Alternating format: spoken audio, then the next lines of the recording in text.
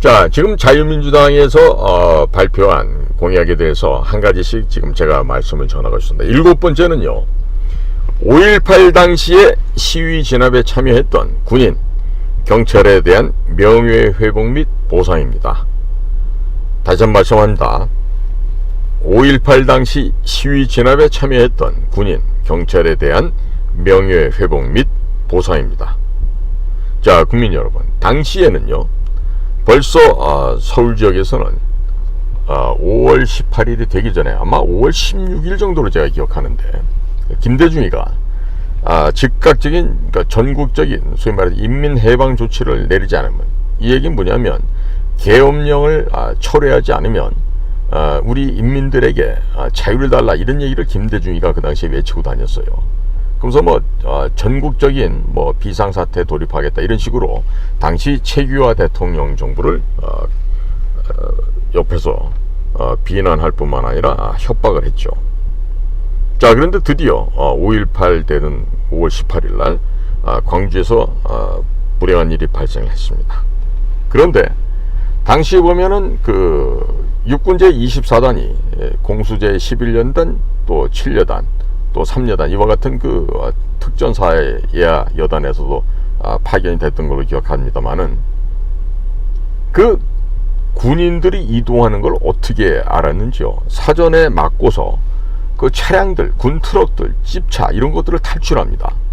그리고 그 아시아 자동차를 비롯한 각종 군용 트럭을 운용 생산하고 있는 곳들을 급습을 해서요, 그런 트럭을 탈출해요. 근데 당시 그자들이 전부가 다 연세대학교 고려대에서 간 600여 명의 서울에서 있었던 학생들이란 얘기는 있었지만, 지금까지 단 한 명도 연세대 고대 학생들 중에서 거기에 참여했던 사람은 단 한 명도 없었습니다. 그러면 그 사람은 누굴까요?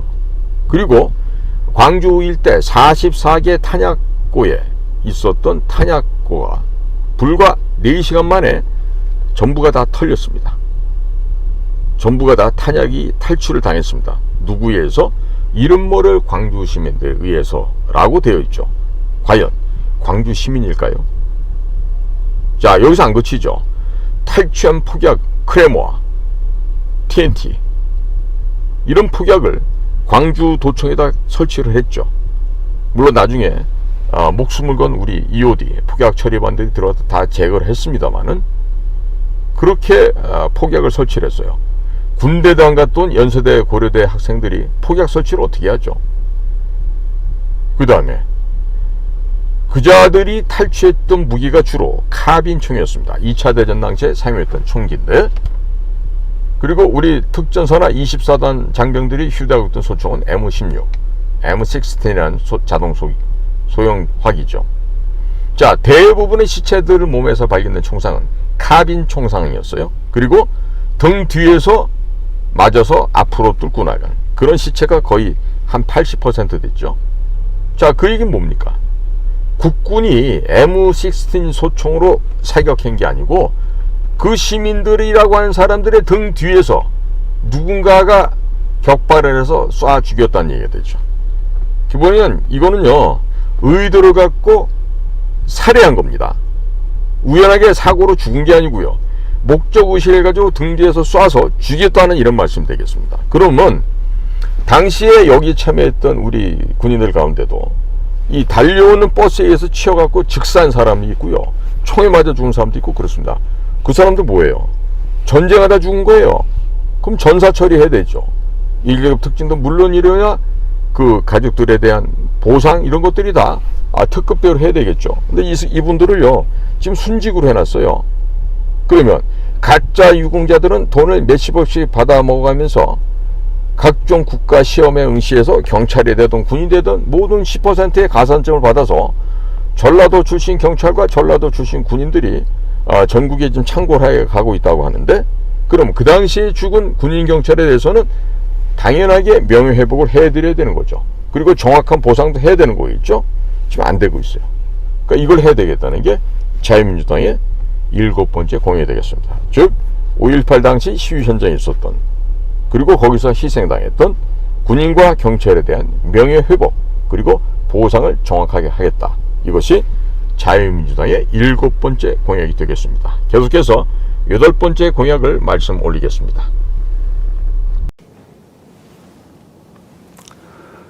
사랑하고 존경하는 국민 여러분, 자유민주당 대표 고영주 변호사입니다.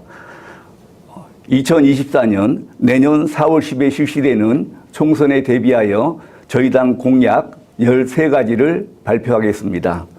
첫째, 국회의원 세비는 절반만 받고 나머지는 국고에 반납하겠습니다.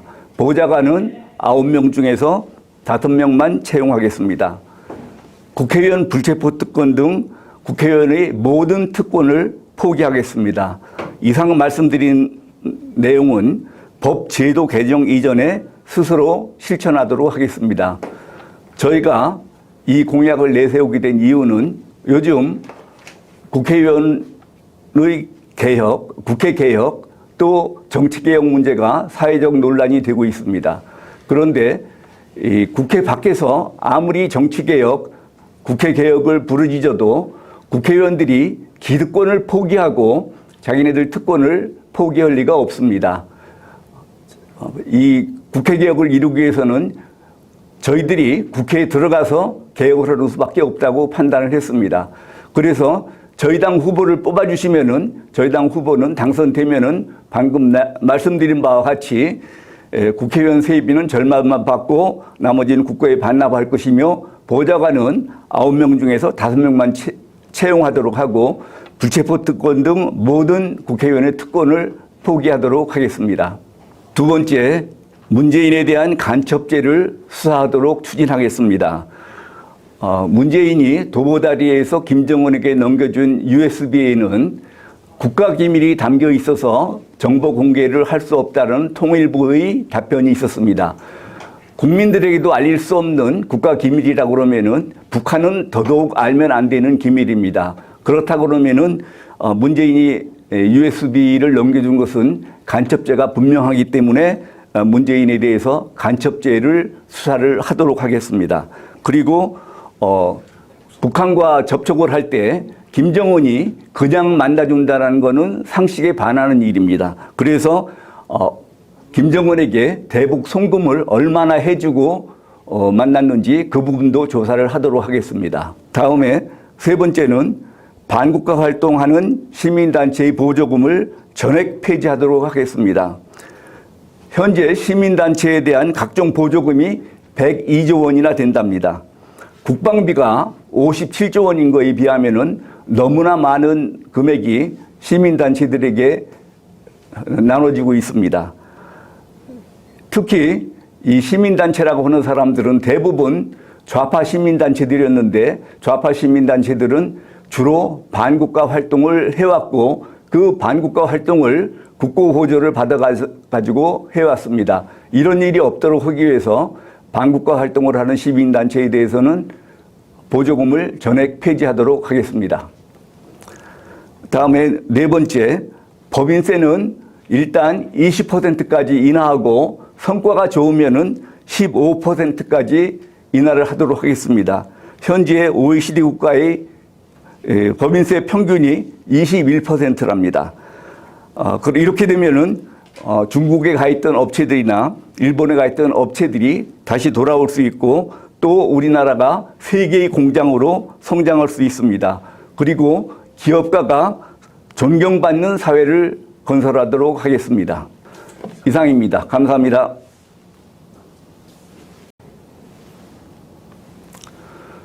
사랑하고 존경하는 국민 여러분, 자유민주당 대표 고영주 변호사입니다. 2024년 내년 4월 10일 실시되는 총선에 대비하여 저희 당 5번째 공약을 말씀드리겠습니다. 민주당 정권 하에서 부당하게 이루어진 검수완박법을 폐지하고 또 공수처법도 폐지하고 국정원의 대공수사권은 부활하도록 하겠습니다. 또 형법상 간첩죄를 강화해서 현재 적국에게만 적용되고 있는 간첩죄를 외국에게도 적용하도록 하겠습니다. 다음에 6번째, 5.18 특별법, 제주 4.3 특별법, 여순사건 특별법, 기타 민주유공자 예우법 등을 폐지하도록 하겠습니다.